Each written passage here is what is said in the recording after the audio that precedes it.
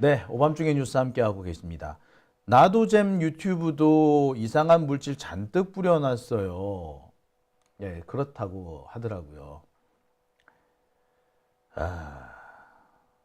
선돌님, 윤석열 감금 없이 구치소 대기실에서 소주 마셔. 내부 상황을 조국혁신당 의원이 공개를 한 게 있군요. 제가 한번 취재를 해보겠습니다. 만약에 그게 사실이면 이거는 뭐 진짜 탄핵감이지 뭐. 자, 일본 유님께서 잠 잘 주무실 것 같다고요? 네, 그러셔도 됩니다. 자, 그러면 두 번째 주제 들어갑니다. 두 번째 주제는 여론조사와 관련된 겁니다. 요즘 이상한 여론조사들이 많이 나와가지고 걱정 다들 많이 하고 계시죠. 갑자기 국힘당 쪽의 지지율이 확 높게 나온다든지 윤석열 탄핵에 반대한다는 여론이 많이 높게 나와가지고 걱정하시는 분들 많이 계세요. 그런데 제가 여기서 몇 가지 꼭 짚어드리고 싶은 게 있습니다. 일단 윤석열 쪽 지지율이요, 30% 중반까지 나오는 거는 그러려니 하세요. 그 정도는 박근혜 때도 나왔어요. 박근혜 때도 지지율이 5% 미만으로 떨어졌다가 마지막에 선거 직전, 탄핵 선거 직전에는 30% 중반까지 회복이 됩니다. 그러니까 이번에도 그 비슷하다고 생각하시면 되고, 그때보다 수구 적폐들의 단결도가 높아졌다라고 생각하시면 더 나올 수도 있어요. 그 점에는 크게 걱정하실 필요 없습니다. 최근에 이상한 게 윤석열 지지율은 둘째 치더라도 국힘당 지지율이 되게 높게 나온다라는 그런 걱정을 하시는 분들도 계십니다. 저는 그것도 걱정하실 필요가 없다고 생각이 들어요.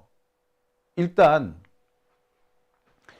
그 여론조사에서는 매우 의도적으로 조국혁신당 지지율이 빠져 있어요. 조국혁신당 지지율이 7%에서 9% 정도는 늘 나옵니다. 그것까지 계산해 보면 민주당 지지율은 거의 45% 가까이 올라가요. 범민주 진영은. 그리고 진보당이라든지 이런 다른 군소정당까지 하면은 꽤 많이 나옵니다. 신경 안 쓰셔도 돼요.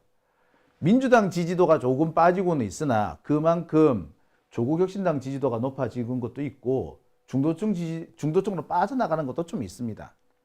그 부분까지 걱정하실 거 없습니다. 하지만 그럼에도 불구하고 지금의 여론조사는 상당히 오염된 여론조사가 많이 나오는 것도 사실입니다. 찬찬히 살펴보면 이거 오염이 많이 되어 있구나 라는 것을 아실 수가 있어요. 여론조사 회사가 문제인 경우도 있겠고, 여론조사 회사는 그런 대로 하고 있는데, 이 수구 적폐 진영에서 의도적으로 여론조사를 망치려고 하는 자들도 꽤 있습니다. 이들은 교육을 시킨다고 해요. 여론조사 전화가 오면 어떻게 하라고. 재밌는 거는요, 여론조사 전화번호가 한 번 여론조사 전화를 잘 받잖아요. 그러면 자주 와. 여러분 다들 겪어보셨을 거예요. 여론조사 전화 왔을 때 응답 잘해주면 나한테로 전화가 자주 와. 아시죠? 그러니까 애시당초에 모집단을 선택할 때 꽤 의도적으로 선택하는구나. 아니, 아무리 전화를 걸어도 안 받는 전화 있을 거 아니야. 그럼 그 번호는 아예 안 받는 전화니까 빼버릴 수도 있는 겁니다. 근데 원래는 그런 식으로 하면 안 돼요. 랜덤이면 랜덤으로 그냥 하게끔 만들어줘야 되는데, 전화 잘 받는 데는 전화가 자주 옵니다. 여러분 많이 경험해 보셨을 거예요, 솔직히. 그죠? 자, 이런 상황, 이런 걸 이용해 가지고 저쪽 사람들은 어떻게 대처하라고 가르쳐 줍니다. 그래서 보수라고 말하지 말고 중도라고 말하고, 60대 70대라고 하지 말고 20대 10대라고 얘기해라 라든지 이렇게 가르쳐 준다잖아요. 그러니까 오염의 가능성이 상당히 높을 수밖에 없는 겁니다. 근데 이게 티가 잘 안 나. 그죠? 우리로서는 잘 안 모르잖아. 그런데 말입니다. 그럼에도 불구하고 이 원 데이터, 로 데이터를 자세히 보면은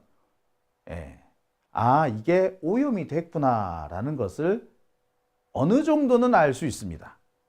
자, 오늘은 바로 그 이야기를 두 번째 주제로 한번 준비해 봤습니다.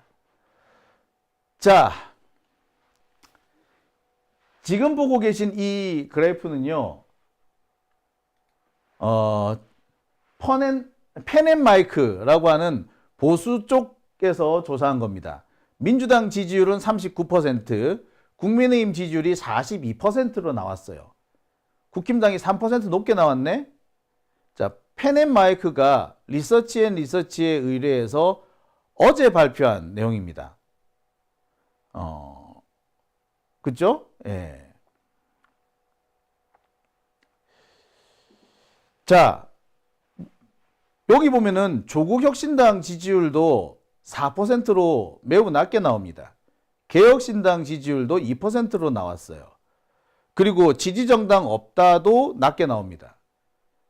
그러니까 중도층이 빠져나가서 국민의힘을 지지한다? 뭐 이런 의미, 국힘당을 지지한다? 뭐 이런 식의 분석이 가능한 그런 결과가 나왔죠. 아이씨, 이게 뭐야? 라고 생각이 드실 겁니다. 그런데 말입니다. 자, 바로 이 자료를 한번 자세히 보시겠습니다. 자, 이 자료는요, 바로 그 펜앤마이크하고 리서치가 조사한 그 데이터, 이 원 데이터입니다. 20대부터 70대까지 조사를 했다네요. 자, 하나씩 살펴볼게요. 여기서 혹시 이상한 장면 보이는 데가 없습니까? 자, 60대와 70대 합쳐서 300명이 넘네요. 이렇게 많아? 60대와 70대가 상당히 많은 비중을 차지하고 있죠. 애시당초에 60대하고 70대 노년층에 많은 비중을 두고 진행된 여론조사 이렇게 볼 수가 있죠. 자, 그런데 더 재밌는 부분은 가중치 부분입니다. 뭐 어떻게 되어 있습니까? 조사 완료된 사례수는 122개밖에 안 되는데 가중치를 적용해서 150까지 늘렸습니다. 사실 여기에 트릭이 있는 거예요. 노년층은 아무래도 국힘당 지지자들이 많죠. 근데 여기에 지지자들이 적게 포집이 됐고 적게 포집된 만큼 가중치를 적용하는 경우에 국힘당 지지자들이 포집된 사람들이 과대 대표를 하게 되는 겁니다. 명태균이 이런 방식을 많이 썼는데요. 젊은 층을 일부러 적게 포집을 한 다음에 가중값을 잔뜩 적용을 해가지고 젊은 층의 윤석열 지지율이 높게 나오게끔 만들어 버립니다. 이게 대표적인 거죠. 그와 비슷한 방법입니다. 70세 이상 노년층들의 포집률을 일부러 적게 한 다음에 이들한테 가중치를 확 적용해 버리면 한 사람의 표 가치가 1.2배, 1.3배 늘어나는 겁니다. 이런 식으로 해가지고 사실 이거 사실 좀 문제가 있는 수준입니다. 122명인데 가중치를 적용해서 150명으로 만들었다. 그러면 뭐예요? 28명, 거의 30명을 늘렸다는 얘기잖아. 122명인데 30명을 늘렸다는 얘기예요. 그럼 얼마를 늘린 겁니까? 4분의 1을 늘렸다는 얘기잖아요. 이게 이렇게 됩니까? 이거는 문제가 있는 거예요. 사실 이렇게 하면 안 돼요, 이거는. 이 정도로 이렇게 가중치를 원래 좀씩 적용을 할 수밖에 없고, 가중치를 적용을 해가지고 약간 표본 숫자를 줄이거나 표본 숫자를 늘리거나 이렇게 하는 거는 맞는데, 요렇게 하는 거는 문제가 있는 방식이죠. 이건 좀 문제가 있게끔 하는 겁니다. 반면에 50대는 200명을 200명을 모아놓고서 포집을 모아놓고서는 갑자기 숫자는 198명으로 줄여버려요. 40대도 마찬가지. 183명을 설문조사해 놓고서는 177명으로 줄입니다. 그 민주당 지지는 축소가 된 거죠. 비율이. 예. 국힘당 지지는 늘리고 민주당 지지는 줄이고 이렇게 돼버린 거예요. 이거는. 예. 요 부분 이게 참 상당히 참 의도적이다라고밖에 볼 수 없어요. 이게 가중치를 이런 식으로 적용을 해가지고 여론을 살짝 손보는 경우가 왕왕 있습니다. 티 안 나지만 정말 효과 좋은 명태균이 이런 방식을 꽤 많이 적용합니다. 왜 경태균이가 강혜경 씨한테 그런 얘기 하잖아요. 20, 30대, 20대 가중치 적용해가지고 늘린 거 있잖아. 그거 가중치 적용해가지고 2%로 딱 맞춰놔. 뭐 2% 이기게 만들어놔. 뭐 이렇게 얘기를 하죠. 가중치 적용해서 2% 이기게 만들어 놓으라고.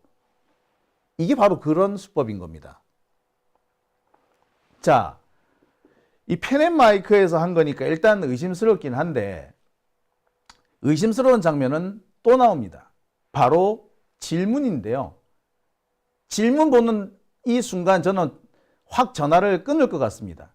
만약 여러분이 이런 질문을 받으신다면 어떻게 하실지 한번 말씀해 주시죠. 질문 중에 이런 질문이 나옵니다. 중국인들이 대통령 탄핵 집회에 참여하는 것에 대해서 어떻게 생각하십니까? 당연히 누가 이거를 잘한다 그러겠어. 근데 이런 질문을 한다는 건 뭐예요?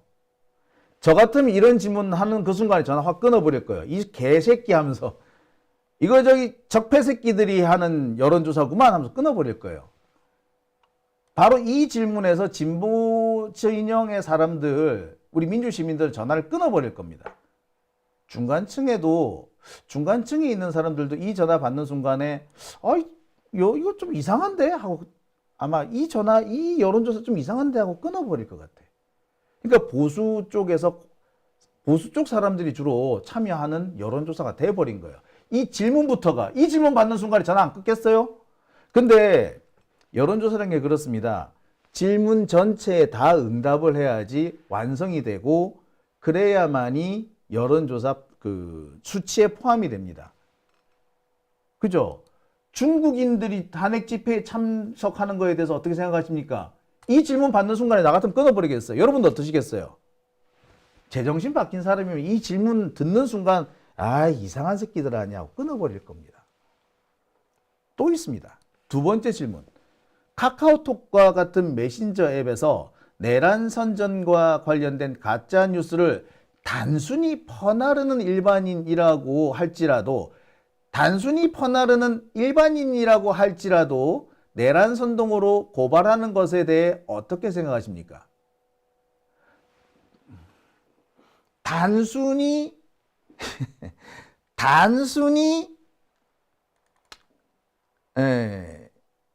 하는 것도 고발하겠다는 거, 이렇게 안 되는데 이거 어떻게 생각하십니까?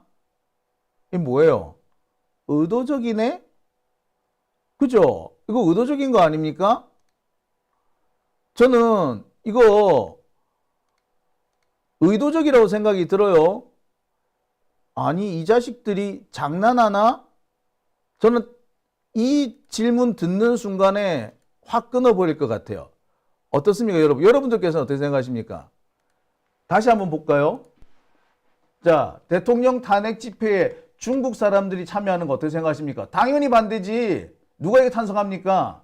그죠? 두 번째, 가짜뉴스 퍼나르는 일반인들에 대해서 고발한다는 거, 단순히 퍼나르는 일반인인데 고발한다는 거 말이 된다고 생각하십니까? 이 말하는 것 자체가 뭐예요? 반대하라는 얘기죠. 광역수사단 형사 총동원령에 대한 의견 어떻게 생각하십니까? 보세요. 이 질문부터가 진보진영 시민들은 기분 나빠서 전화를 끊을 수밖에 없는 내용 아닌가요? 그죠? 그러니 수구 적폐들만 좋다고 하지 않았겠습니까? 실제로 그 결과 어떤 일이 벌어졌느냐? 이런 결과가 벌어집니다. 여론조사에 참여한 사람들 중에 37%, 무려 37%, 절반 가까운 숫자가 보수고 진보는 20%밖에 안 됩니다. 예, 이렇게 된 거예요. 보수 과포집이죠. 말 그대로 보수 과포집이죠. 근데 보수 과포집이 되게끔 유도를 한 거죠. 이런 질문을 통해서. 예, 이게 질문입니까?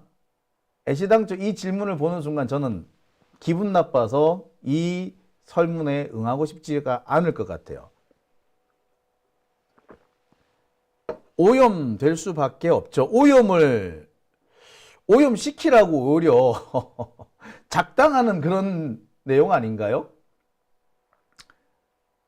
자, 이게 펜앤마이크에서 어제자로 실시한 여론조사입니다.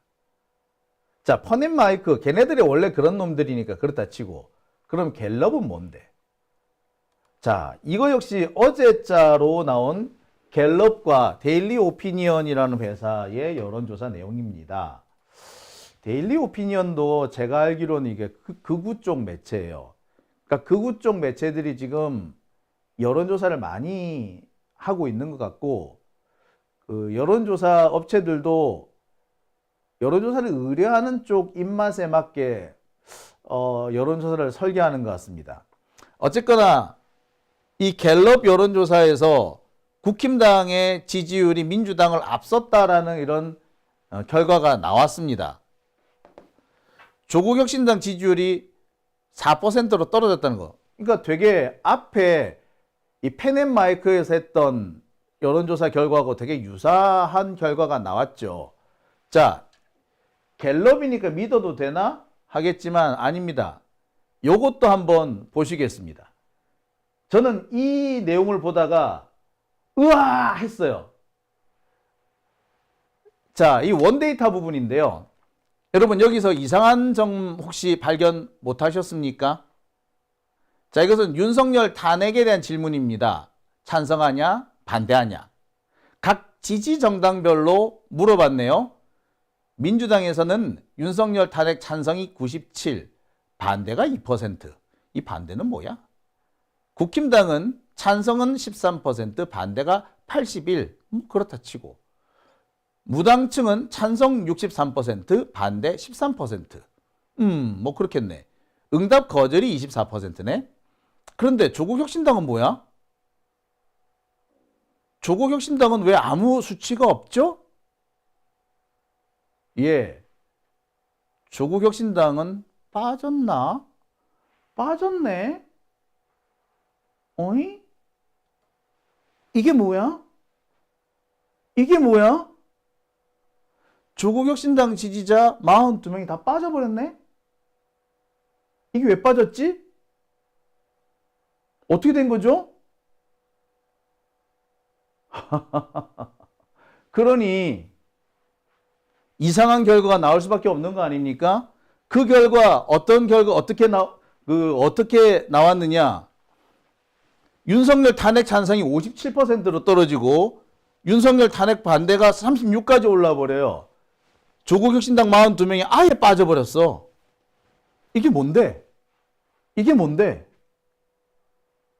이거 정상적인 여론조사 맞아요? 갤럽에서 이런 식으로 조사해도 됩니까?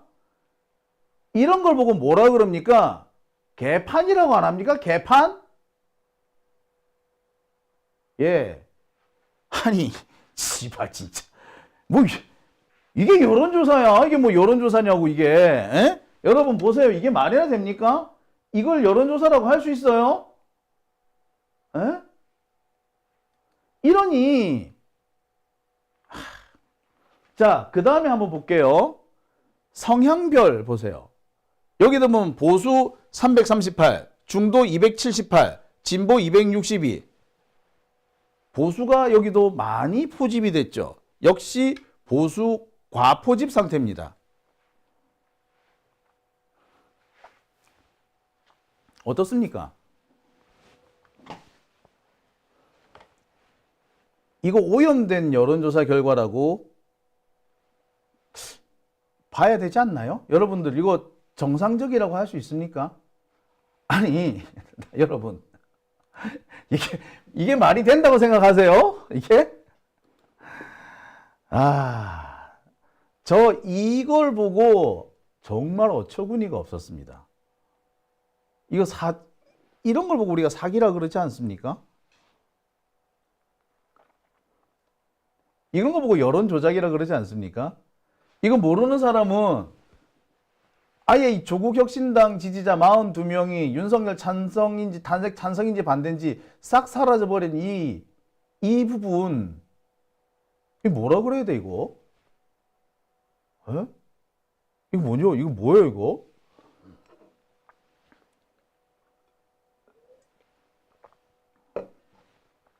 예. 저는 요거, 진짜 내가 어처구니 없어서, 진짜. 자, 그리고요, 여기에 또 뭐도 빠졌습니까? 예.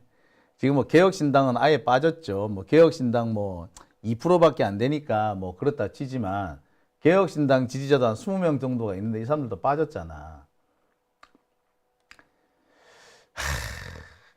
이게 아유 씨 진짜 씨. 이거 정상입니까 이거? 아유. 예. 저는 아무리 생각해도 이거를 여론조사라고 들고 왔다는 것 자체가 저는 이해가 아니 됩니다. 예. 정말 예. 여러분들 어떻게 생각하세요? 저는요 이해가 안 가요. 그저 웃음밖에 안 납니다. 그저 웃음 그냥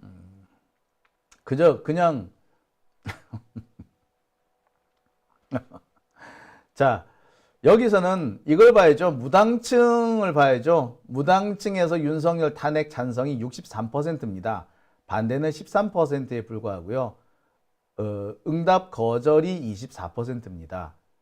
윤석열 탄핵 찬성이 63%. 이게 중도층, 무당층 응답이 뭐 일단 대를 참고할 필요가 있다. 가장 뭐 타당한 결과다라고 보시면 뭐 저는 될 것 같습니다.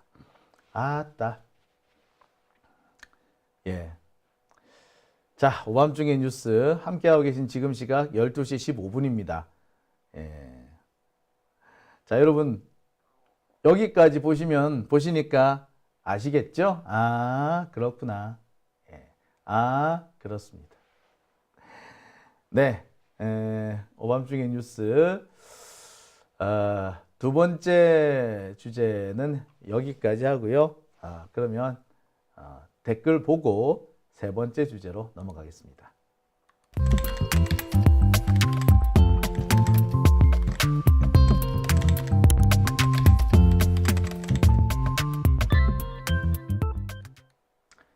네, 오밤중의 뉴스 함께하고 계십니다. 지금 시각 12시 16분